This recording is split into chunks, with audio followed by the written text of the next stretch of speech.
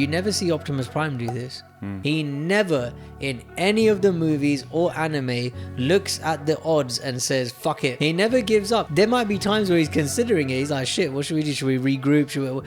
But there's never a time where he's like, we tried, innit? Fuck it. With Megatron and Optimus Prime knows that there's good in him, but he's kind of a lost cause. He's gone so far into fear. Optimus Prime is just like, I'm going to have to kill him. And it's tearing him apart. And I feel like there's so many examples of that in my life. I've got to put a stop to a behavior that's tearing me apart inside. What's up, ladies and gents? Welcome forward to another episode of Nerd Life Nerd Life Coaches. Nerd Life right here. How's your week been, Hef? Yeah, it's been great. Excellent. If I was doing any better, I'd have to be 3 people. Hey. This is now a comedy podcast. That wasn't a joke. I'm being serious. If I'm doing so well that if I was doing any better, you'd have to split it amongst 3 people for it to be fair. Yeah. I got that one from Devin Banderson. Shout out the game changer coach, Devin Banderson.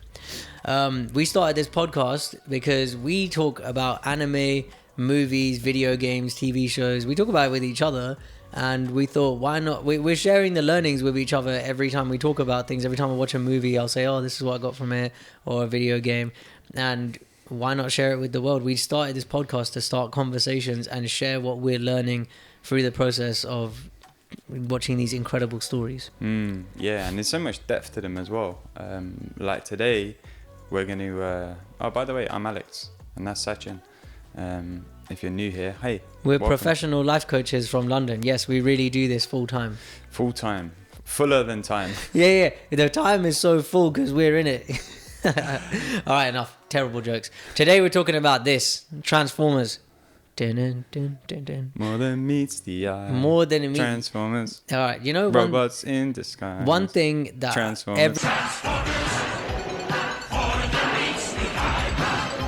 everyone needs to know is the Transformers anime is way better than the Michael Bay movies. Just let's get that out from the beginning. You don't even know what I'm talking about, do you? You mean like the original, like... So I was going to say cartoons, but you know what I mean, versus the modern day movies. Yes, Michael Bay came out with Transformers in either 2005 or 2007. It was a good attempt. I'm not mad about it, but as it's gone on, they've gotten progressively more predictable and boring and coming away from the source material. I really enjoyed Transformers Armada, Transformers Energon, and Transformers Cybertron. That's where I get a lot of the learnings from and the teachings that I'll talk about from Transformers, as well as the 1986 movie, which somebody... Did you finish watching it? Yeah, I watched it yesterday.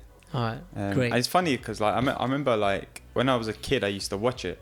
So it's different like watching stuff that I remember watching when I was like really young with like an adult lens and like a fresh lens about it. And the soundtrack bang to that movie. It's all like 80s like...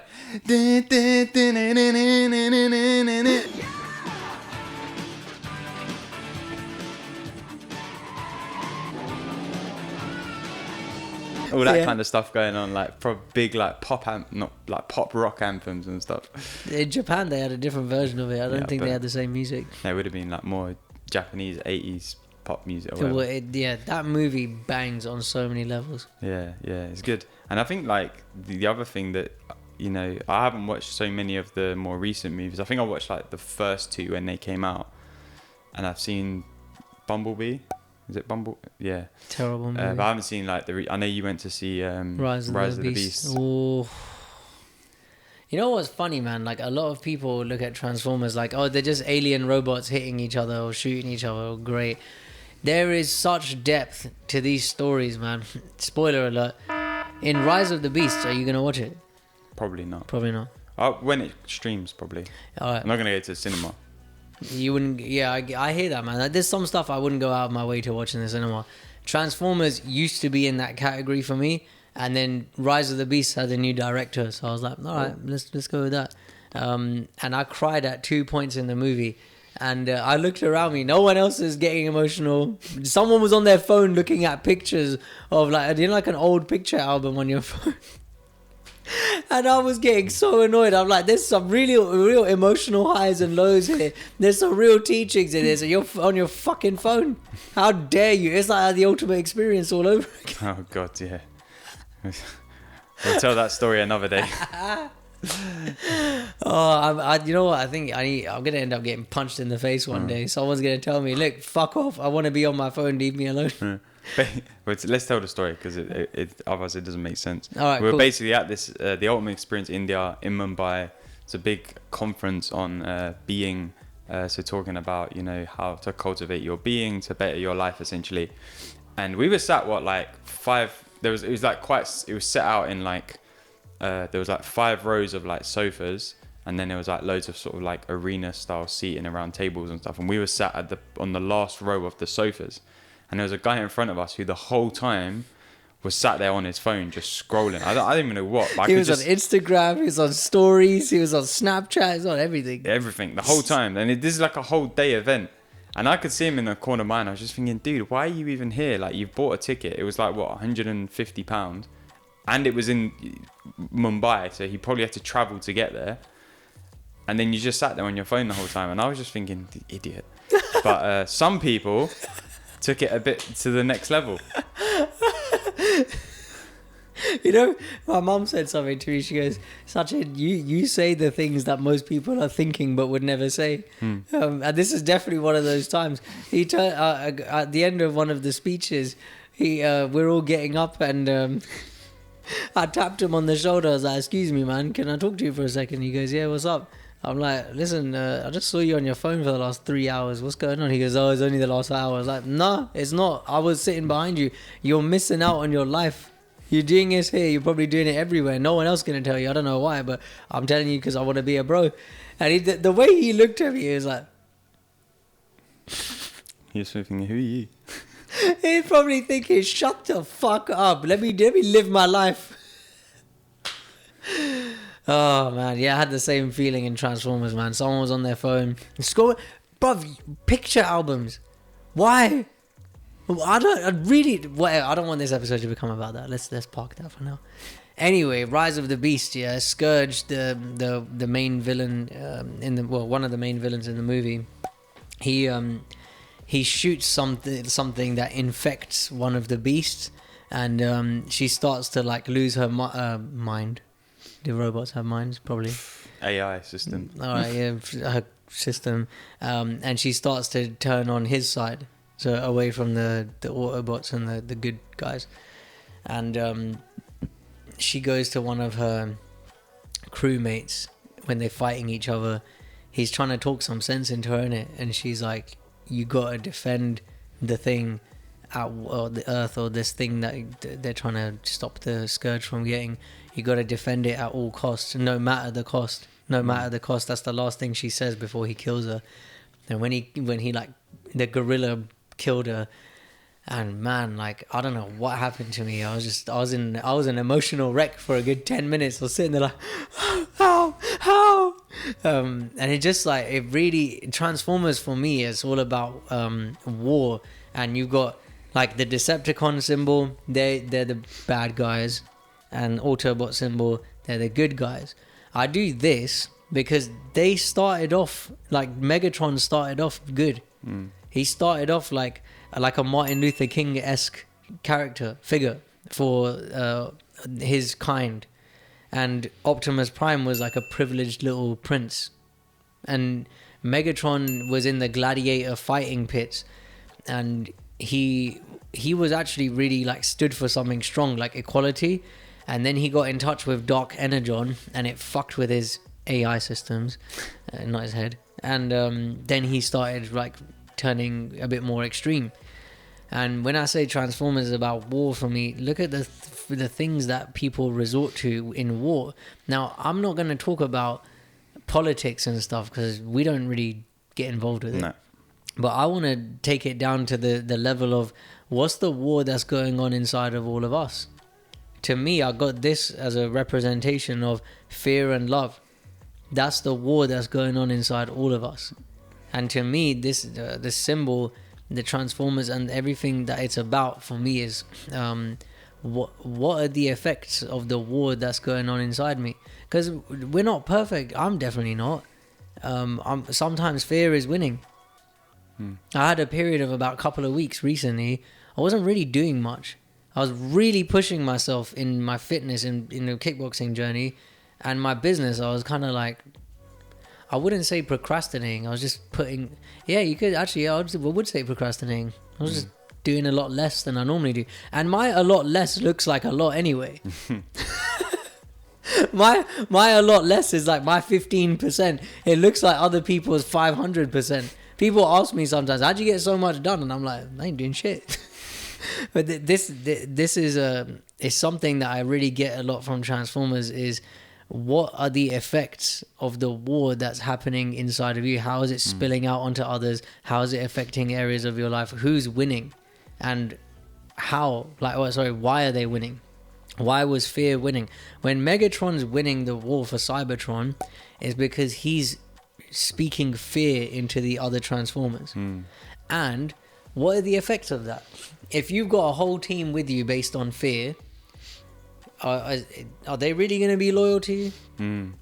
No, I don't think so. It's the same with, am I cultivating relationships from a place of fear? Am I cultivating them from a place of love? Am I operating my business from a place of fear? Which is like, oh my God, I need clients. Let me go and run out and talk to those people. That's the effect of the fear, like fear running the war, right? Optimus Prime on the other side is all about love. And despite, like, he doesn't want to kill Megatron. That's the last thing that he wants. But a lot of the times in the anime, he'll say, let's end this once and for all, Megatron. He doesn't want to, though. He's hurting inside. Megatron used to be a close friend. Sometimes they say that they were brothers. I can't remember. And I've got stuff going on with my brother right now. And there's loads of brother stories like Sasuke and Itachi, Sub-Zero and his older brother. With Megatron and Optimus Prime knows that there's good in him, but he's kind of a lost cause. He's gone so far into fear, and the Dark Energon thing has fucked with his head so much.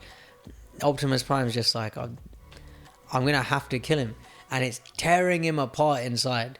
And I feel like there's so many examples of that in my life where I've got to put a stop to a behavior that's tearing me apart inside, or like dropping my victimhood.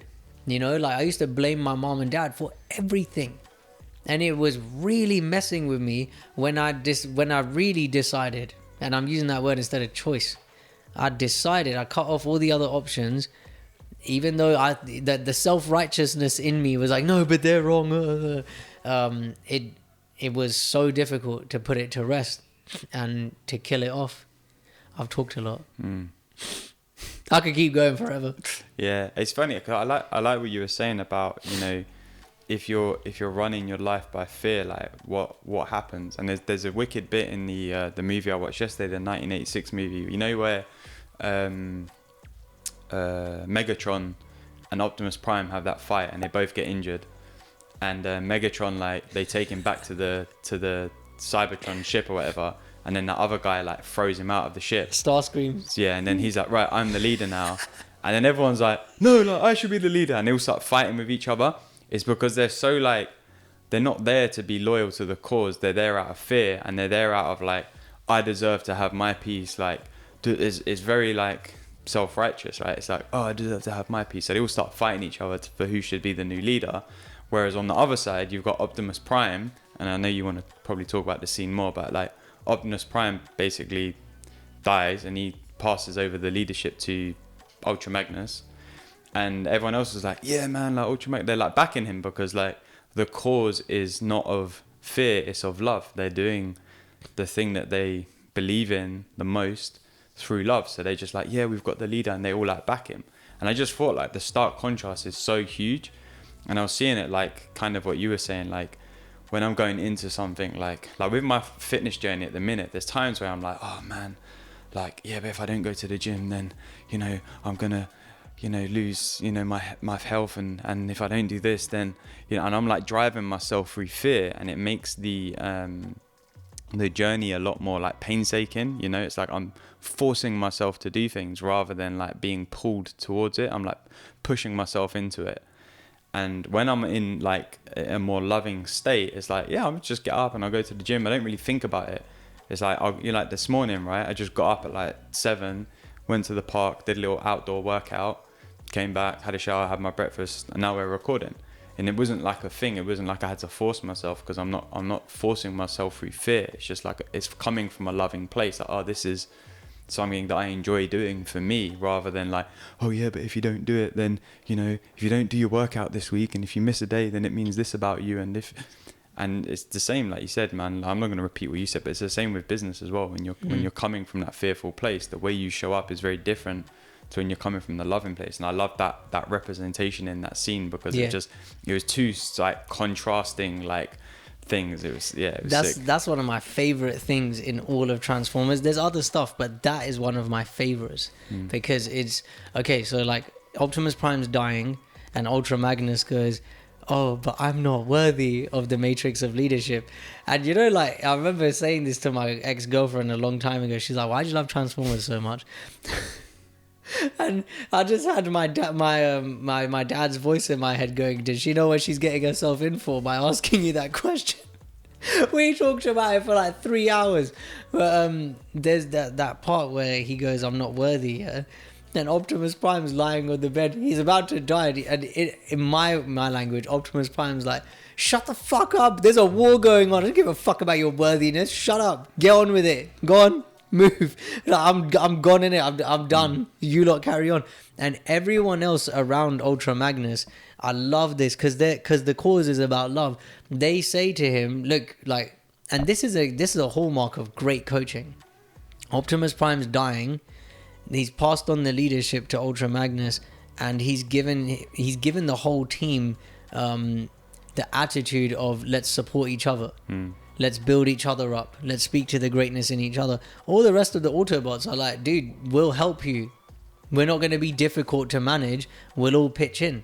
Whereas the Decepticon side, Megatron's like, they throw him out of this. He's like, hey, I'm still alive. And they're like, yeah, we'll see how alive you are. And they just chuck him out the side of the ship.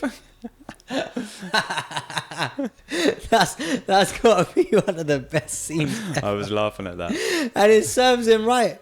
Look at his fucking attitude. Yeah. He's so... This is one thing I love about Megatron. I also like find it really funny. He's so on it for his... Like, this is the way we're going, and that's it. Fuck you. If you're only on this team, because if you weren't, I'd shoot you. Now that look, are you constructing something out of fear or love? There's a stark difference. People, I had this in relationships, right? I was saying this to a lover at one point. I said to her, I have this tendency to push people away. Push women away. I don't really do it with people. Women are people too. The women I get involved with, I tend to push them away emotionally. And that's creating from fear. What the fuck's going to happen? Nothing. The whole Megatron thing is going to happen. Whereas if I'm noticing I'm doing that, because I don't really notice it at the time, then I can invite more love into my life. And that scene is really funny. There's another one, yeah? Oh, this is sick. So it's in the video game. I think it's the 2007 PS2 video game. Don't ask me why I know the year. Megatron and what's it called, Optimus Prime. They keep bumping into each other to pick up these little tiny Transformers called Minicons. Do you remember them? I think they're in the movie. They come out of one of the guy's chests, the little tiny ones. Yeah. So loads of them crash landed on Earth at one point, and Optimus Prime like making sure that they pick them all up. And in the video game, Megatron's got this Minicon that turns into like a plasma cannon or some shit. Anyway, they're fighting in a volcano. And Optimus Prime's like, he's going to win the fight. And Megatron is so pissed off that he's going to win the fight. I think he either falls into the lava or to avoid getting hit, or like or something like that. Anyway, they just made this really funny sound. Like, he's always pissed. And it's like when you're creating from fear, nothing is ever enough. He has so much power, Megatron. Yeah, he could do some incredible things. Never enough for him. He's never fucking satisfied. And I think we all know, we've all been through times like 100%. That. But we all know people who are like that. Yeah, and it's funny because like even in the movie, the 86 movie, when he finally gets the matrix of leadership, he's like, right, I'm gonna take this to take down the Unicron. Unicron's the one who's basically like gives him a second lease of life to go and like defeat the Autobots and destroy this matrix of whatever, because I don't understand the signification of it, because they don't really explain it in the movie, but it basically will help Unicron to dominate as the lead, whatever it is. I don't know the language. I don't know. They didn't really explain it, all right. But anyway, so like Megatron is then like, when he gets hold of it, instead of like just handing it over and like being like, oh yeah, this is for the cause, he's like, no, do you know what? I'm going to use this against you now, because he's like, I want your power. And it's like that's all it ever is. It's like you said, it's never enough. There's always like, okay, I can have more, I can have more, I can have more. And I love, there's a quote from this is a left field tangent, but there's a quote from Oprah Winfrey. Ooh, yeah, quite left field. Yeah, very. I love bread. She says, I'm going to paraphrase because I can never remember it. She says something like, if you're not grateful for what you have, you'll always want more and you'll never have it. And if you are grateful for what you have, then you don't need anything more and you can always have more. And it's like a very stark contrast to like, yeah, if you're not appreciative of the things that you have, you're always going to feel empty and like, I need to add more, I need to add more, I need to add more. And it's like this coming from like scarcity, from fear. And I had that in my life for a long time. It's like I needed more experience, like holidays and going to see things. I needed more money and I needed more this and I needed more that. And then, it was never enough. I was never happy with what I had, because I was always like looking over, around for like, oh, what else can I have? What else can I have to fill this gap? And then when I started to cultivate the, gratitude and appreciation for what I do have, then it was like, oh, actually, I don't really need anything else, and I can have more if I want, but it's not going to add more to my experience, because it can't. And that was a game-changing shift, man. And I was seeing that a little bit with Megatron. It was like he was just like, okay, I need the next thing. Whereas like I didn't really get that vibe from like Optimus Prime or Ultra Magnus. They just like, yeah, like we're just fighting the cause, because you guys are starting on us, so we're gonna fucking end it. You see this with money a lot. Like people on the acquisition of money, they're coming from a place of it's never enough. They're coming from a fearful place. There's this DJ Khaled was being interviewed by Hot 97 back in the day. It was like maybe 8-9 years ago. And he did this sick interview. And they said to him, Khaled, you've been around for a long time. Obviously you've come up around some people that aren't with you anymore. Why aren't they with you? He goes, you can take the person out of the ghetto, but sometimes that person doesn't outgrow the ghetto mentality. They don't outgrow the fearful, I don't have enough mentality. He goes, he let someone into his house, brought them in, got them on his security team, all this stuff, wanting to show them a great life. And they stole from his house. Yeah. And he goes, I want you to keep this. Congratulations, you played yourself. And he's like, I can't do anything with that. And I think it's really an apt example of if you're creating from fear. Bruv, DJ Khaled's paying this guy hundreds of thousands of dollars just to come and hang out with him, basically. And he's his old school friend. And because he's coming from fear of never enough, I've never had enough, he's going to keep trying to acquire more without really understanding why. Yeah. Do you know what? I'd actually like to look into the psychology of like, I think there is a study on it, but like, what's the point of like where people earn a certain amount of money and then they start to believe that it is enough? Do you know what I mean? Because to me, you could earn like 100 grand or 200 grand a year, right? Seems like quite a lot of money, and to a lot of people it would like, you'd have a nice house over your head, you wouldn't go without wanting many things, like, and people will still be like, oh no, but I need more money. So it's like, I'd love to see the psychology of it, because a lot of it, and again, the way that the things are sold to us is like out of fear anyway. Like everything's out of fear.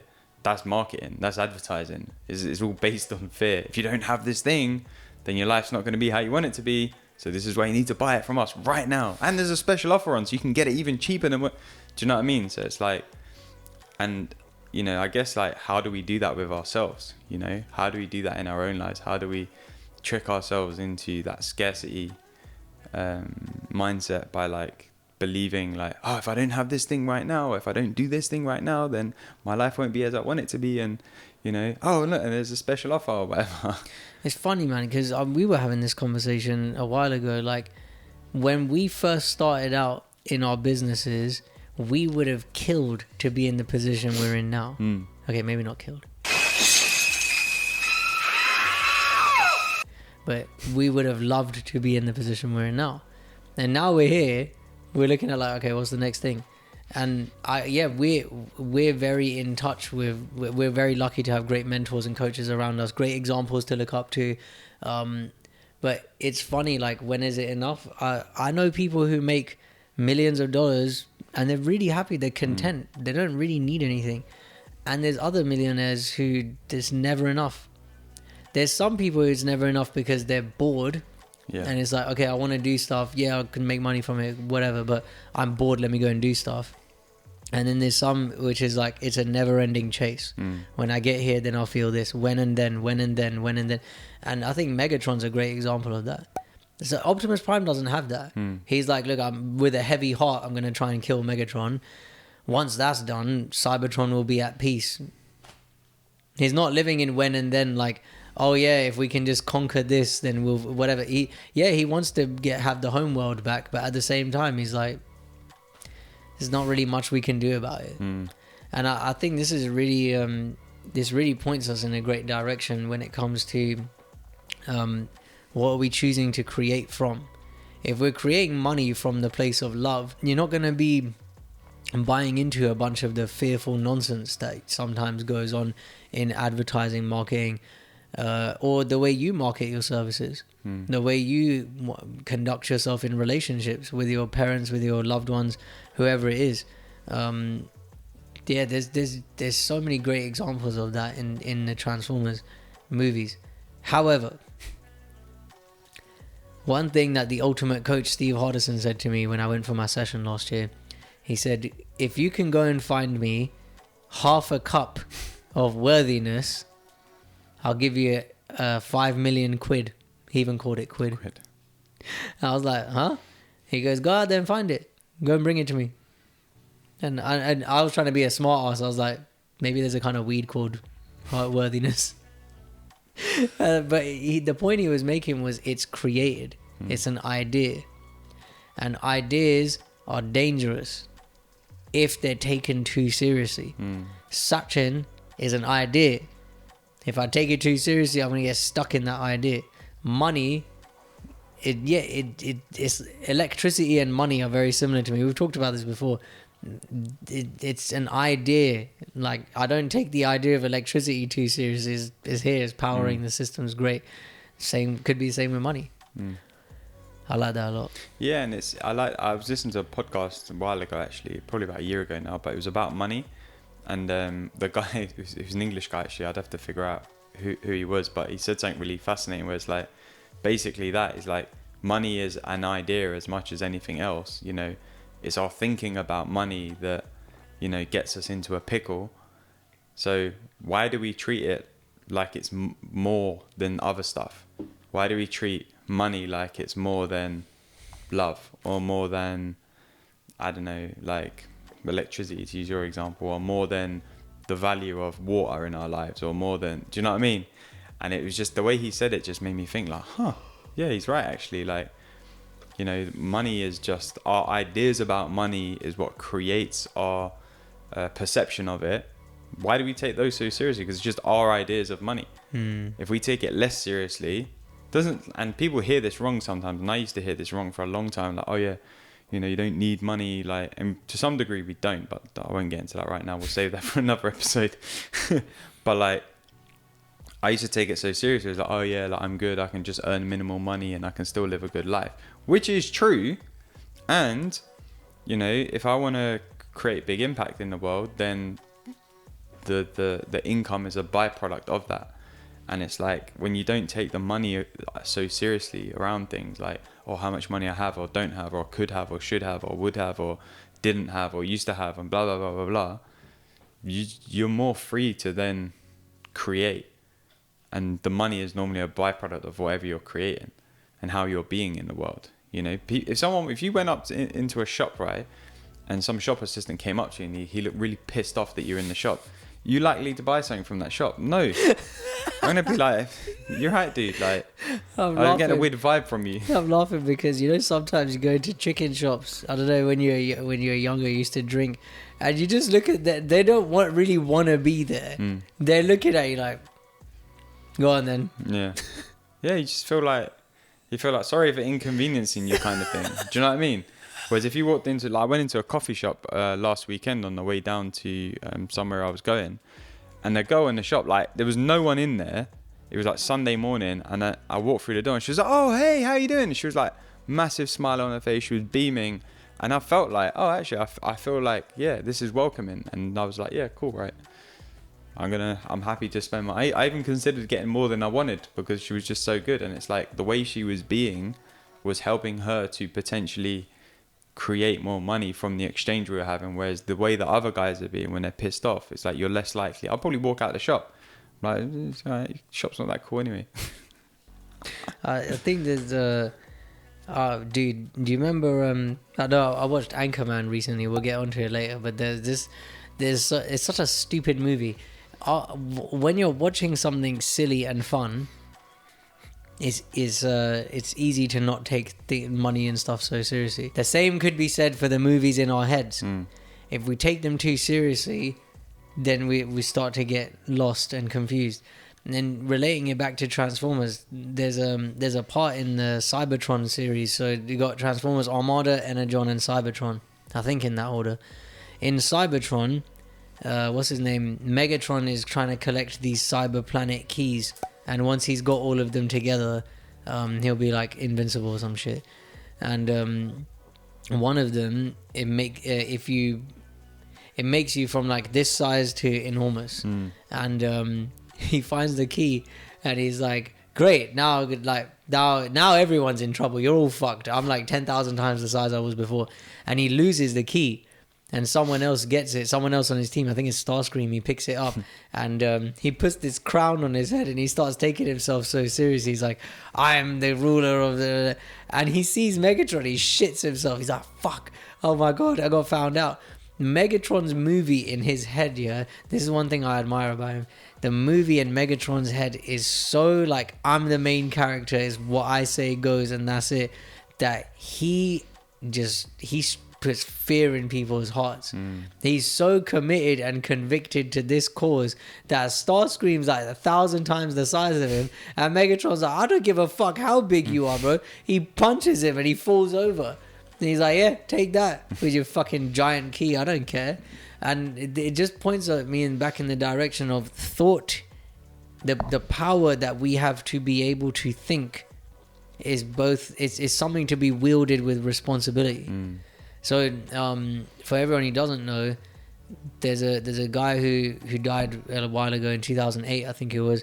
His name was Sydney Banks, and he articulated an understanding called the 3 principles: mind, thought, and consciousness. And it articulates how our experience of reality is generated through thought.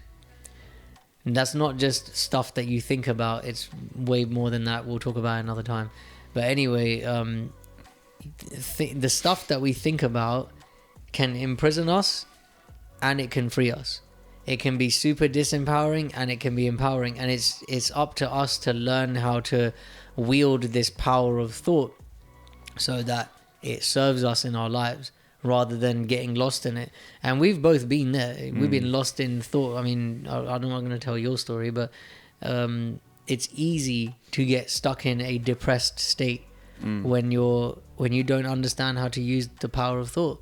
And when we talk about this with some people, they get super defensive, saying, "No, there's actually something wrong with me."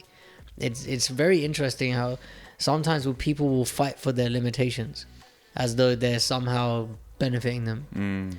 I posted something in a Facebook group full of life coaches. I'm not going to say which one it was. And it's like I got burned at the stake for introducing the concept of victimhood. No one wanted to hear it. "Oh, this is disgusting. I hate this. How dare you? Trying is good." But I'm like, not one of them asked me, "What does this mean, Sachin?" Not one of them. And it really, like, you know, it surprised me, and then it didn't surprise me afterwards, like, to be expected. Coaches are people too. We're not perfect. But just, I think you see this in lots of different ways with lots of different people, but fighting for your limitations is kind of what, it's what giving up looks like. And you never see Optimus Prime do this. He never, in any of the movies or anime, looks at the odds and says, fuck it, what can we do? He never gives up. There might be times where he's considering it. He's like, shit, what should we do? Should we regroup? But there's never a time where he's like, yeah, chal, we tried, innit? Fuck it. And he doesn't fight for his limitations. He actually, and in the Rise of the Beasts movie, he's so against the humans helping out. But he's like, do you know what? Go on then. Like, I've got some ideas, but you lot seem, whatever. I think that's something that I'd love to talk more about with people generally. Yeah, and there's a lot in that, and there's a funny bit in the 86 movie that it ties into that about what's the little kid in it called? Daniel? Something like that. Damien? David? Begins with a D, I can't remember. And he's got that little exo suit on, so he's like basically got like his own little transformer suit on. And she's like, careful now, like you might not be able to work it properly. And he's like trying to walk in it, and he's like falling over and stuff. And she's like, the other Transformers like catching him and stuff. And she says something like, she says, don't worry, like keep practicing and you'll get it. And I was like, fucking hell, like imagine we just had that in the back of our mind every time we felt like we weren't getting somewhere in life with anything, with health, business, relationships. Like keep practicing and you'll get it. Like stay on the path, like keep practicing. It's powerful, because a lot of the times things don't go our way and we're like, I'm just gonna give up, fuck it, like I'm done, I'm out, I'm tapping out, yeah, no, that's it, I'm done. You know, like business, the second something goes wrong in business, that's it, this isn't for me, I'm out.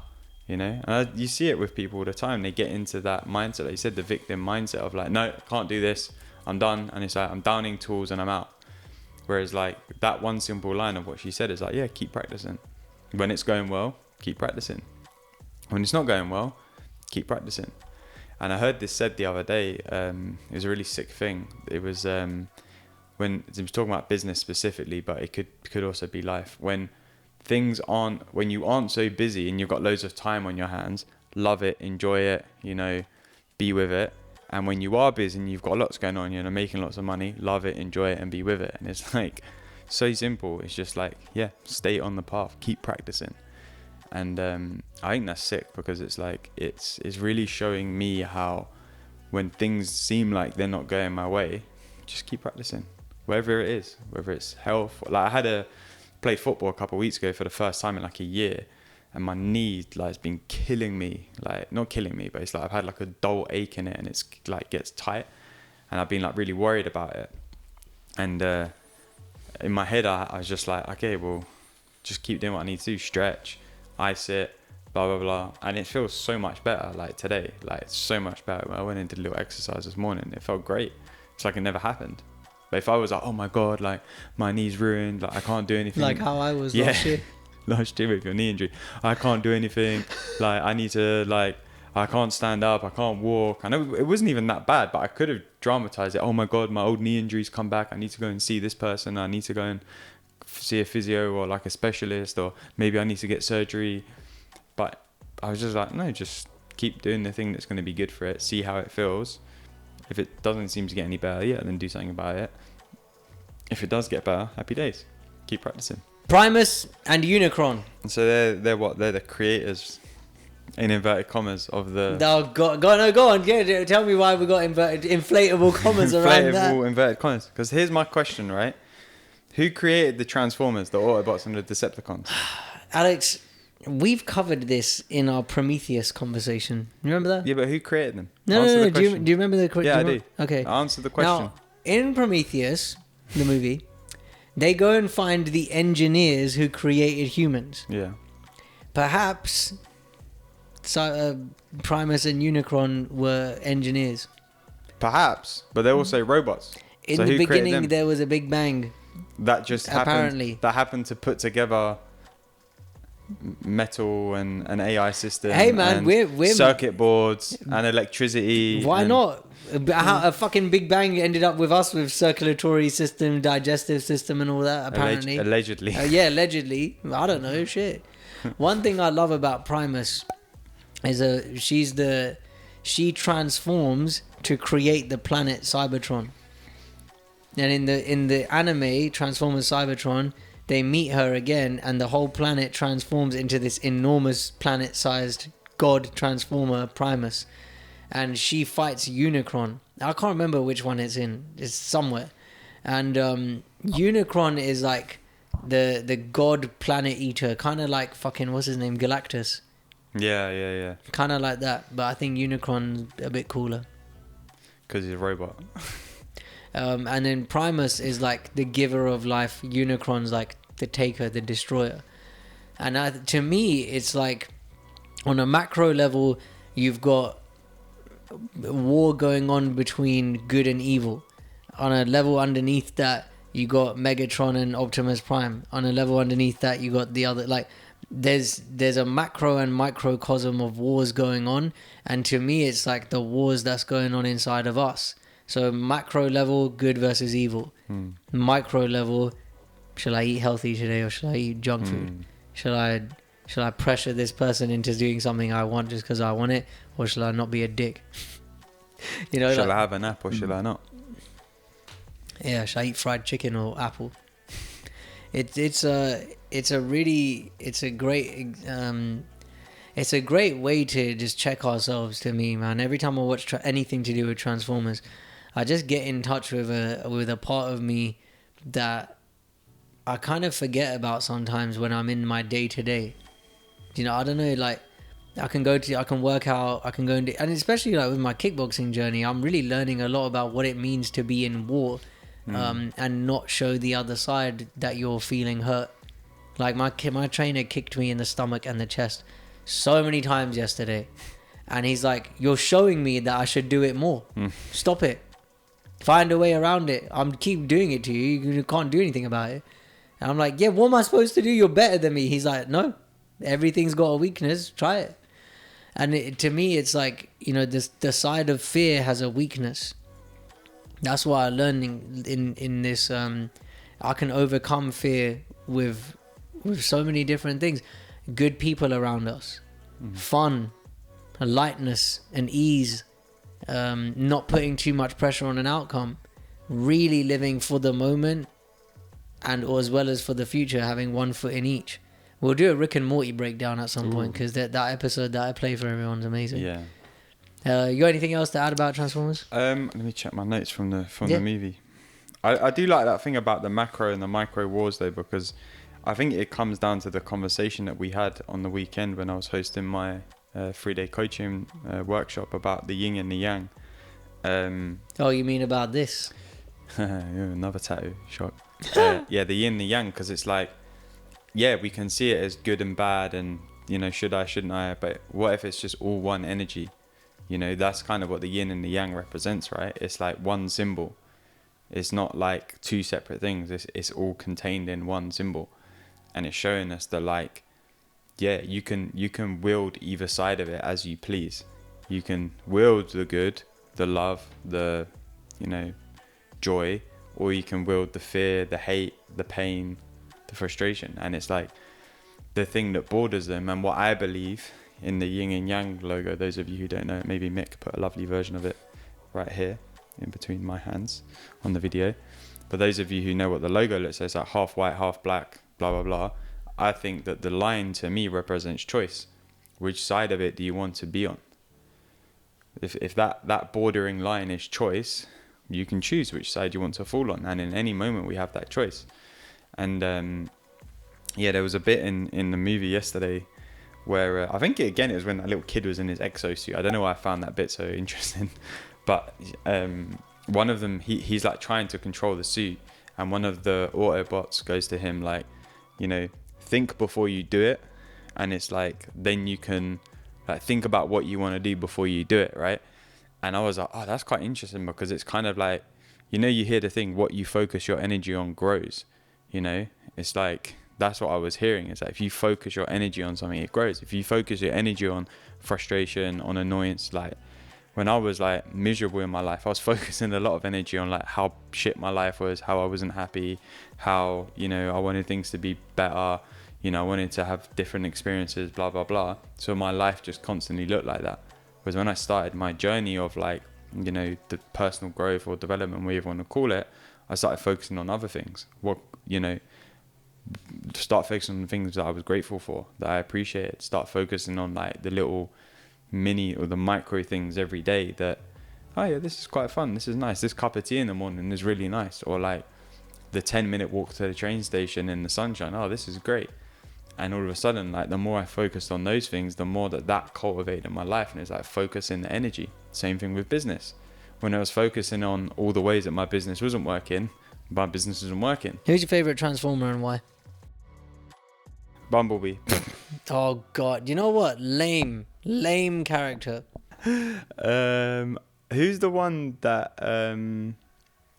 at the end of the movie gets the Matrix thing and becomes like Ultra Magnus. No, he becomes like the new leader. Is it Hot Rod or something? No, I can't remember. Hot Rod, something like that. He was cool. I liked his car basically. Oh, did you know what I did want to say? There's, I think I haven't quite formulated it. Let's see what we can come up with. This is on the fly. I think there's something interesting in the whole like transform and roll out. Like there's an analogy in there somewhere. I don't know what though. Yeah, it's like if you want to, okay, let's say someone says, Alex, I'm having a really hard time with my wife and we have, you know, our relationship's on the rocks. And you say, yeah, let's transform and roll out. Transform, change the way you're being with her, roll out, just go and create some new results. That's what it means to me. And also, we're fucking coaches, bruv. Transforming is what we're all about. And I love that. And you know, like more than meets the eye. Transformers. More than meets the eye. Okay, the theme tune's great. Thank you. Transforming is more than meets the eye. Yeah. You might look at you now, and you like 10 years ago would look at you now and be like, how? It's more than meets the eye, man. You might look at incredible things that people do. Kobe Bryant, Conor McGregor, blah, blah, blah. It's more than meets the eye. It's more than what they're saying and doing. It's deeper than all of that. That's one thing I love. Robots in disguise. So to replace robots with... Robots in disguise. Thank you. Replace robots with something else. Successfulness in disguise. Lovingness in disguise. Worthiness in whatever. There's so many analogies you can make with that. That's what it means to me. Ah, nice. I was thinking on a similar line, but more in like, let's take the example of like, okay, someone's like, oh, I'm having troubles with my partner. I was thinking it more from a personal perspective. Transform and roll out. Like, who do I need to transform into right now to help you? Who do I need to be for you?